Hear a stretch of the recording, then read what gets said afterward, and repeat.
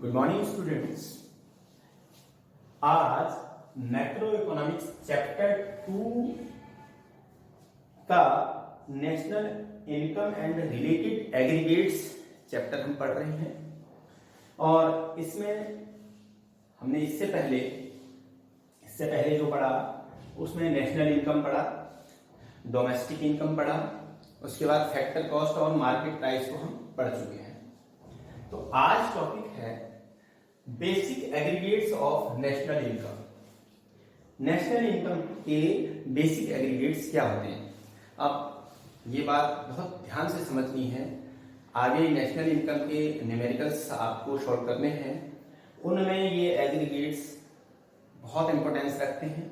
आपको एक एक चीज को बड़े ध्यान से समझना है और जब आप न्यूमेरिकल करेंगे उस टाइम भी हम वन बाय वन इन चीजों को समझाएंगे तो आपको बहुत जल्दी समझ में आ जाएगा।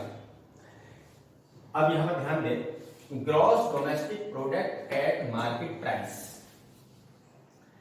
जीडीपी-एमपी, जिसे हम शॉर्ट फॉर्म में आगे जीडीपी-एमपी, इन चीजों से ही जीडीपी-एचसी, जीडीपी-एमपी, इनसे ही हम इसको बोलेंगे। तो ये होता क्या है GDP-MP? It is gross market value of all the final goods and services produced within the domestic territory of a country during a period of accounting year। एक अकाउंटिंग ईयर में किसी भी कंट्री की डोमेस्टिक टेरिटरी के अंदर final goods and services की market value को gross domestic product कहते हैं।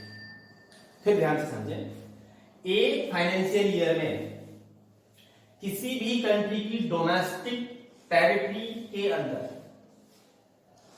फाइनल गुड्स एंड सर्विसेज की ग्रॉस मार्केट वैल्यू को ग्रॉस डोमेस्टिक प्रोडक्ट यानी gross domestic product at market price कहा जाता है। GDP MP is equal to P into Q plus P into S। अब इससे समझ लीजिए, GDP MP gross domestic product is equal to price of the, this is price into this is quantity of the commodity.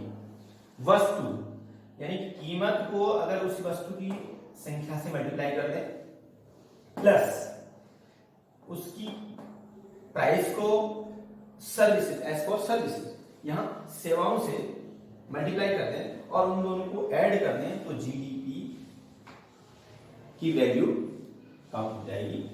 तो फिर से समझ लीजिए, suppose price है 10 और कोई हमने प्रोडक्शन किया 100 कमोडिटी का, तो 10 इंटू 100 1000 हो गया, प्लस प्राइस है सपोज 100 और हमने सर्विसेज की प्राइस 100 है और सर्विसेज दी 5 इंटू 100 500 हो गया, तो दोनों मिला के 1000 plus 500 equal to 1500, GDP equal to 1500। यहां इस तरह से आप इनको कैलकुलेट कर सकते हैं। अब इसके कुछ पॉइंट्स और हैं। इट इंक्लूड्स डेप्रिसिएशन, जहां ग्रॉस, ये बात ध्यान से समझना आगे, ग्रॉस, जहां वर्ड ग्रॉस आ रहा है वहां पर डेप्रिसिएशन ऐड होता है यानी इंक्लूड होता है। तो इट इज इंक्लूड्स डेप्रिसिएशन, पहला। दूसरा, only final goods and services have to be included, इसमें केवल फाइनल गुड्स एंड सर्विसेज ही इंक्लूड किए जाते हैं। तीसरा, it shows that NIT have been included, जब एमपी होता है मार्केट प्राइस होता है, आपने फैक्टर कॉस्ट और मार्केट प्राइस में इससे पहले पढ़ा, जहां मार्केट प्राइस होता है तो इट मींस एनआईटी इंक्लूड है। नेट इनडायरेक्ट टैक्स, एनआईटी का मतलब होता है net indirect tax, net indirect tax include है, तो इसमें नेट इनडायरेक्ट टैक्स इंक्लूड होता है। उसके बाद सेकंड है इसका aggregate, gross domestic product at factor cost, GDP-FC. अब ये जीडीपी-एफसी क्या होता है? सिंपल वे में आप समझना चाहते हैं तो जो जीडीपी-एमपी होता है मार्केट प्राइस पर होता है, उसमें से अगर हम टैक्सेस माइनस कर दें, क्योंकि मार्केट में जब कोई भी प्रोडक्ट मार्केट में जाता है तो उसमें टैक्सेस लगते हैं, अगर उन टैक्सेस को हटा दें तो फैक्टर कॉस्ट पे आ जाता है। तो ये देखिए कि जीडीपी एमपी में से अगर माइनस हम फैक्टर कॉस्ट को माइनस करते हैं तो ये हो जाता है GDP FC.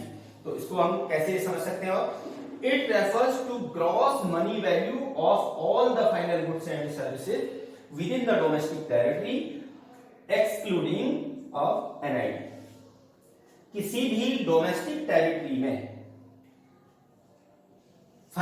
All final goods and services, जितने भी फाइनल गुड्स एंड सर्विसेज हैं, उनकी मनी वैल्यू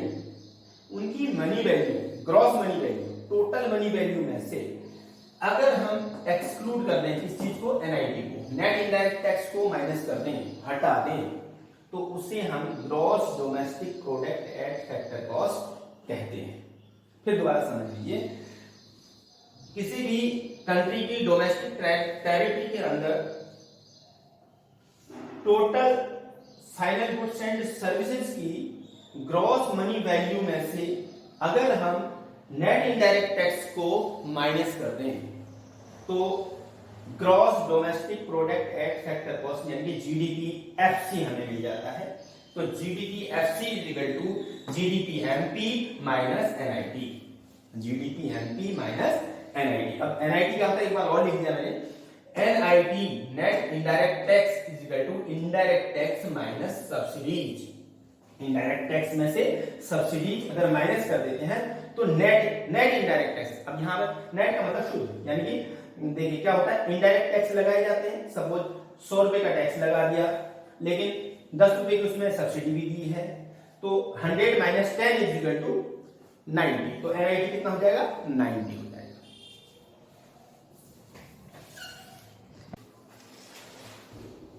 अब है net domestic product at market price. Third number है net domestic product at market price, NDP MP. अब एनडीपी एमपी क्या होता है?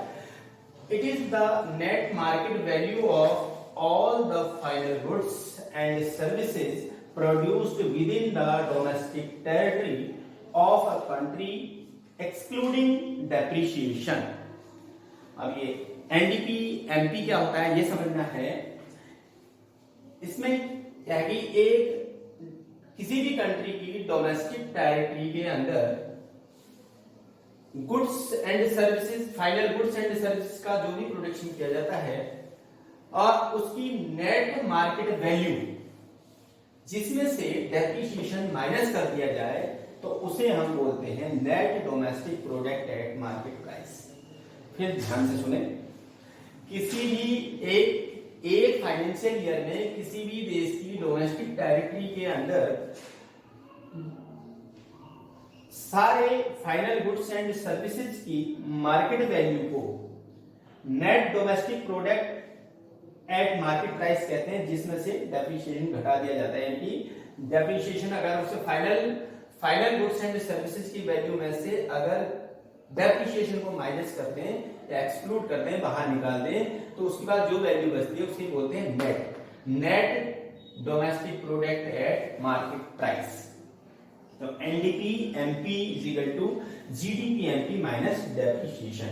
यानी कि जो आपने जीडीपी की डेफिनेशन पढ़ी थी, यानी जीडीपी की मीनिंग पढ़ती, जीडीपी में से अगर डेप्रिसिएशन को माइनस करते हैं तो एनडीपी बन जाता है। यहां पर समझने वाली बात है, अगर ग्रॉस को नेट में कन्वर्ट करना है, ग्रॉस से नेट में जाना है, domestic product market price same है, domestic product market price same है, बस यहां जी की जगह एन लाना है।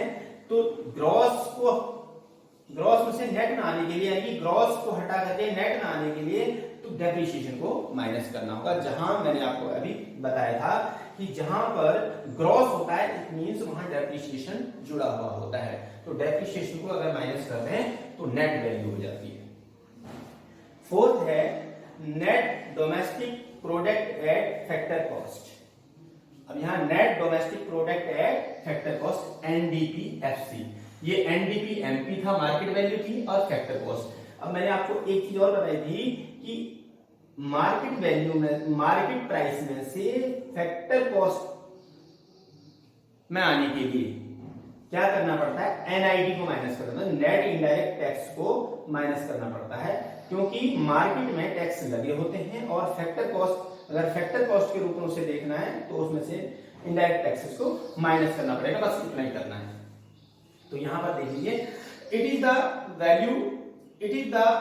Value of net market, it is the net market value of all the final goods and services produced within the domestic territory of a country excluding of NIT, यानी कि किसी भी डोमेस्टिक टेरिटरी के अंदर produce की गई final goods and services की जो मार्केट वैल्यू है उसमें से अगर हम एक्सक्लूड करते हैं, निकाल दें, एनआईटी को, नेट इनडायरेक्ट टैक्स को निकाल दें, तो उसे बोलते हैं net domestic product at factor cost, NDPFC कहते हैं। तो NDPFC is equal to GDPMP minus depreciation minus NIT. देखिए अब यहां पर ये डेप्रिसिएशन क्यों लिखा है, NDPFC is equal to GDP. अब एनडीपीएमपी से ही ले आते हम, अगर यहां पर एनडीपीएमपी ही लिखा होता तो हम फिर यहां डेप्रिसिएशन नहीं लिखते, सीधे सीधे एनआईटी माइनस कर देते। लेकिन हमने क्या लिखा कि जीडीपीएमपी, तो ग्रॉस से यहां नेट बनाना है तो पहले डेप्रिसिएशन माइनस किया, और उसके बाद फैक्टर कॉस्ट बनाना है किससे, मार्केट प्राइस से, मार्केट प्राइस से फैक्टर कॉस्ट बनाना है तो एनआईटी भी माइनस किया। तो यहां NDPFC equal to GDPMP minus dep minus NIT. अब ये बात समझ में आ गई होगी। तो अब यहां एनडीपीएफसी का दूसरा नाम है, यानी इसे हम इस नाम से बोलते हैं, डोमेस्टिक इनकम के नाम से भी बोलते हैं। देखिए एनडीपीएफसी आपको लिखा हुआ मिलेगा बहुत जगह पर, और मोस्टली यही होता है एनडीपीएफसी। तो नेशनल डोमेस्टिक इनकम इसे हम कहते हैं, जब डोमेस्टिक इनकम निकालनी होती है तो एनडीपीएफसी निकाला जाता है, या इसे डोमेस्टिक फैक्टर इनकम भी कहते हैं। अब ये तो डोमेस्टिक वाला कंसेप्ट था। अब यहां नेशनल वाला कंसेप्ट आ रहा है, gross national product at market price, GNPMP. अब यहां हमें जीएनपीएमपी क्या होता है ये समझना है। It refers to gross market value of all final goods and services produced by the normal residents of country along with NFIE। अब यहां समझना है, देखो यहां तक आप पढ़ रहे थे पहले, जो डोमेस्टिक कंसेप्ट था उसमें आपने ये नहीं पढ़ा था नॉर्मल रेजिडेंट्स, उसमें इससे पहले भी आपको पढ़ाया था कि डोमेस्टिक टेरिटरी के अंदर जो इनकम होनी चाहिए वो चाहे नॉन रेजिडेंट्स हो चाहे रेजिडेंट्स, विद इन 1 ईयर होनी चाहिए, 1 साल के अंदर की इनकम होनी चाहिए, और किसी भी डोमेस्टिक टेरिटरी के अंदर की इनकम होनी चाहिए, तो उसे हम डोमेस्टिक इनकम कहते हैं। लेकिन यहां जब हम नेशनल इनकम की बात करते हैं तो वहां पर हम नॉर्मल रेजिडेंट्स को नहीं बोलते, नॉर्मल रेजिडेंट्स जरूर आना चाहिए, यानी सामान्य निवासी किसी भी कंट्री का, वही उसमें एड्रेस। तो क्या है कि किसी भी देश के, किसी भी कंट्री के सामान्य निवासी या नॉर्मल रेजिडेंट्स के द्वारा जितनी भी फाइनल गुड्स एंड सर्विसेज का प्रोडक्शन किया जाता है यानी प्रोड्यूस किया जाता है, उसकी मार्केट वैल्यू को हम जीएनपीएमपी कहते हैं, और जिसमें हम NFI net factor income from abroad और जोड़ देते हैं, विदेशों से आई हुई फैक्टर इनकम्स को और इंक्लूड कर देते हैं। फिर दोबारा समझ लीजिए, किसी भी कंट्री के नॉर्मल रेजिडेंट्स के द्वारा जो भी एक फाइनेंशियल ईयर के दौरान जो भी इनकम मार्केट वैल्यू, उसकी जो भी प्रोडक्शन किया जाता है उसकी मार्केट वैल्यू में से, उसकी मार्केट वैल्यू को जीएनपीएमपी कहा जाता है, जिसमें net factor income from abroad यानी कि एनएफआईए ऐड कर दिया जाता है। एनएफआईए का मतलब है जो विदेशों से आई हुई factor incomes, net factor incomes from abroad को ऐड कर दिया जाता है।